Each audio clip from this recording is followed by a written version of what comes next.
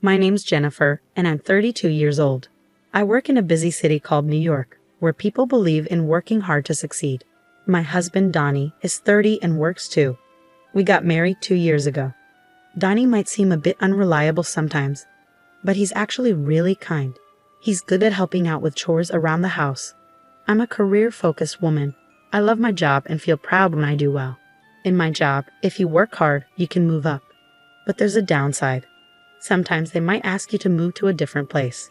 And if you want to have a baby, there's no rule about taking time off.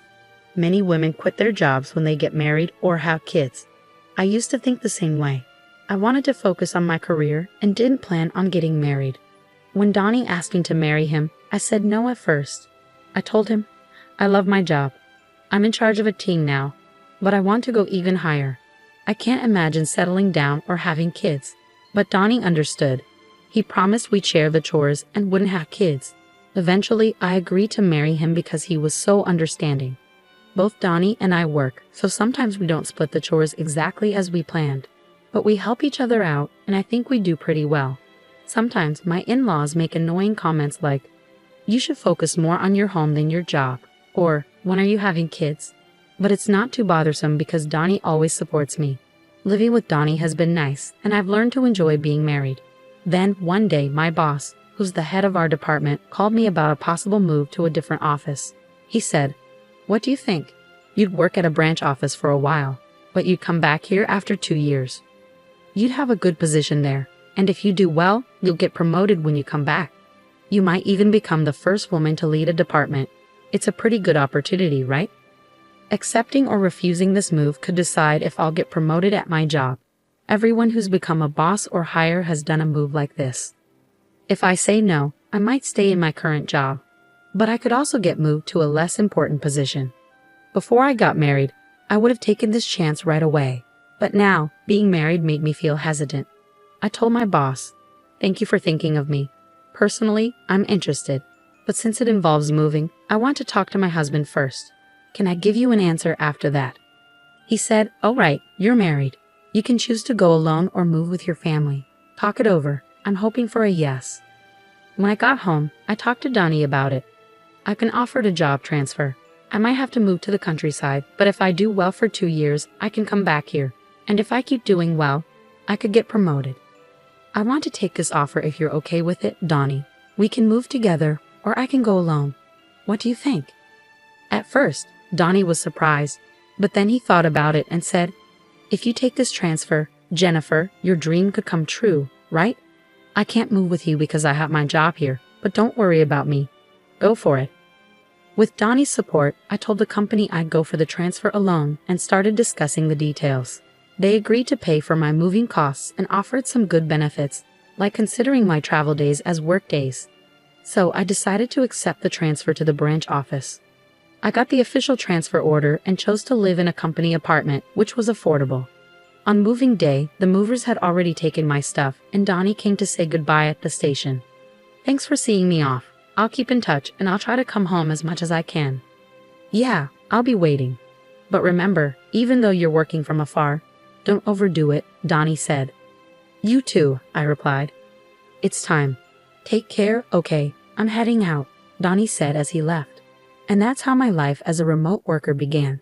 I planned to come home during holidays and quieter times, but things got rocky at the branch office right after I arrived. I won't take orders from a woman.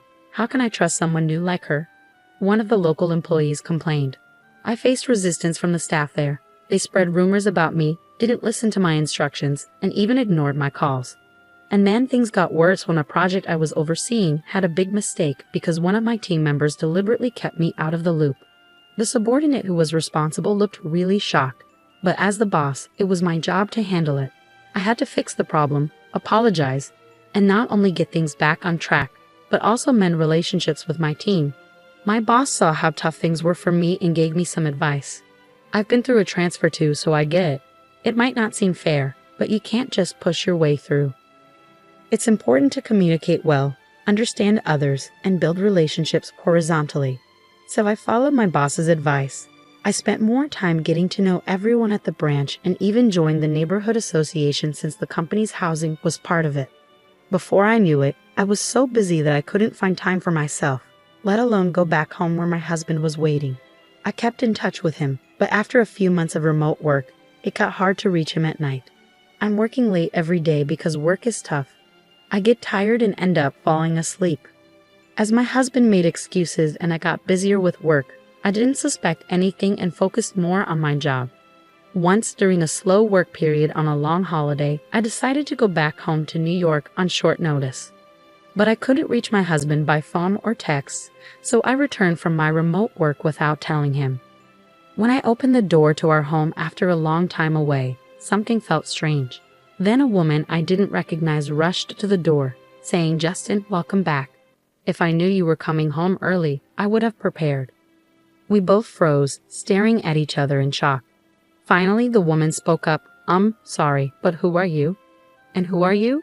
"This is my house." "Wait, what?" "I live here."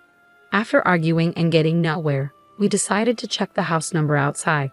To my surprise, it matched the custom nameplate I had ordered. The key works, and the nameplate's right. "This is my house." "I'm going in," I insisted. "Wait, what?" "Stop." Ignoring her protests, I pushed past her and entered the house. Inside, everything had changed. The curtains, the furniture, all of it. There was a photo of my husband and the woman at a theme park, mugs I'd never seen before, and unfamiliar toothbrushes and skincare items in the bathroom. The bed linens were different, and the wardrobe held only the woman's clothes. My husband's stuff was hidden away in a back room. As I stood there in shock, I heard the front door open. "I'm home." "Oh, Lola, did you invite a friend over?" "Justin, thank goodness you're back. This woman just barged into our house." The man the woman called Justin was definitely my husband, Donnie. Seeing me, he looked surprised. "What are you doing here?" "Donnie, why is she calling you Justin? Can you explain what's happening?" I asked him. "What do you mean? This is Justin, right?" "Justin." "Well, actually," my husband seemed flustered under our questioning. "Lola, his real name is Donnie. Isn't that what's on your driver's license? And I'm Donnie's wife, Jennifer." "That's not true. He told me he was divorced." "Donnie, you need to explain everything clearly," I insisted.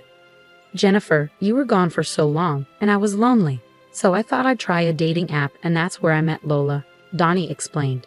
"So Justin is your fake name on the dating app?" I questioned. "No, it's not like that. I was worried if my real name came out. It might cause problems, so I used a different first name but kept my last name," Donnie clarified. "And why did you lie about being divorced?" I pressed further. Lola's profile said she'd never dated a man before and was serious about finding someone for marriage. It struck a chord with me, so I lied about being divorced to win her over.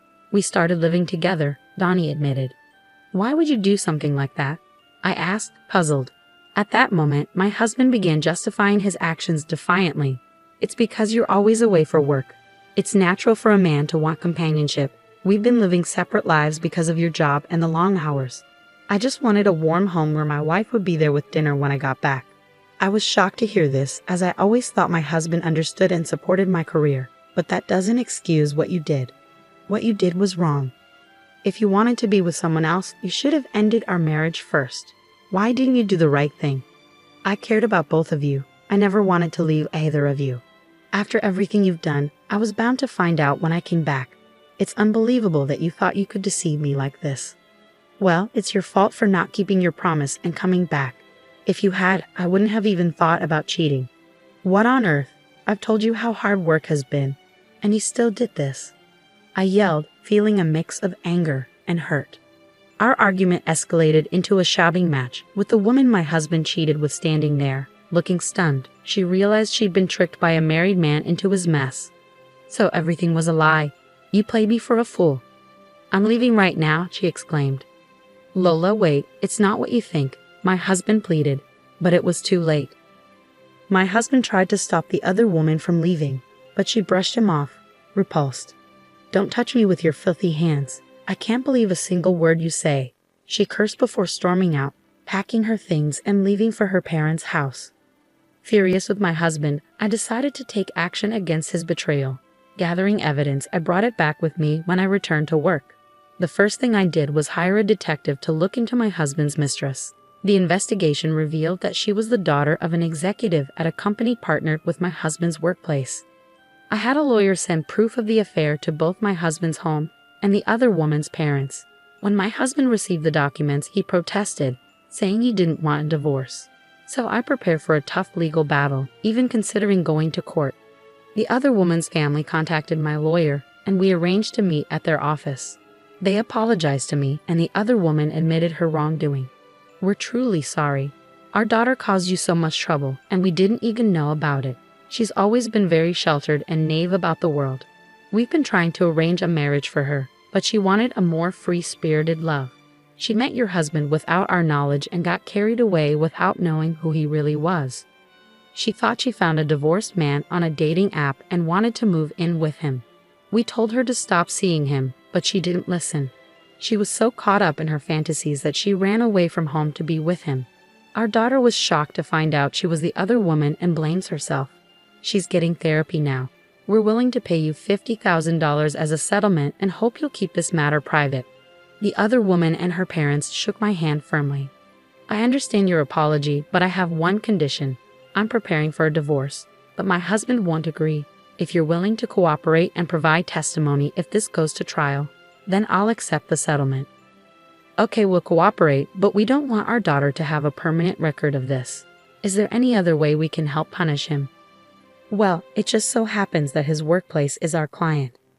In an unexpected turn of events, the woman my husband cheated with and I teamed up. We planned to give him a taste of his own medicine. His workplace was about to face a crisis because he had upset an executive at one of their client companies. And guess who would take the fall? Only my husband. Meanwhile, back at home, his parents were trying to reach out to him, unaware of the chaos. "Jennifer isn't answering our calls, and she won't call back either. Is she so caught up in work that she forgot about us? When is she coming back? We miss seeing our grandchild," his mother said. "Mom, you don't get it. I cheated on Jennifer while she was away, and now it looks like we're headed for divorce," my husband confessed. His mother replied, "That woman who puts work before her husband is to blame. Maybe it's better if you end things with Jennifer and get back together with the woman you cheated with." My in-laws seemed to think that the other woman's family had more money than ours, so they sided with my husband and his lover, attacking me relentlessly. They called me repeatedly, but I blocked their calls. Then they started calling me at work. When I refused to talk to them, they showed up at my workplace, causing a scene. "Let go of our son. It's because of you being such a career-focused woman that our son cheated. He'd be happier with his lover, so stop interfering," they demanded. "What are you even saying? I want to divorce Donnie. He's the one refusing. Plus, the woman he cheated with doesn't want him back. He tricked the daughter of a big-shot executive into dating him, and they're furious. It's going to be a big mess," I explained. Once they realized their son had angered an important client, my in-laws suddenly changed sides and tried to be nice to me. "We had no idea it was this serious. We must have misunderstood. We're sorry. Our son messed up, but he feels bad. You'll forgive him, right, Jennifer?" they pleaded. "I have to decline. You just insulted me, and now you're asking for forgiveness? Please leave," I told them firmly. When they refused to leave, I had security escort them out. Because of the scene they caused, my company decided to sue them for disrupting business. After all the drama, I finally got the compensation from my husband and got the divorce. The other woman's family also demanded compensation for their daughter's suffering and therapy costs. With the loss of his job and having to pay hefty settlements, my husband was now in deep debt. He couldn't afford to quit, and he was trapped. 2 years had passed since my assignment started. When everything settled down, I finished my assignment successfully and was getting ready to go back to the main office. My hard work paid off, and I got promoted to department manager. If I hadn't taken the assignment, I might still be stuck in a loveless marriage. But I realize now that a man like him would have cheated sooner or later, and I would have clashed with his parents anyway. I've learned that I'm better suited for work than family life,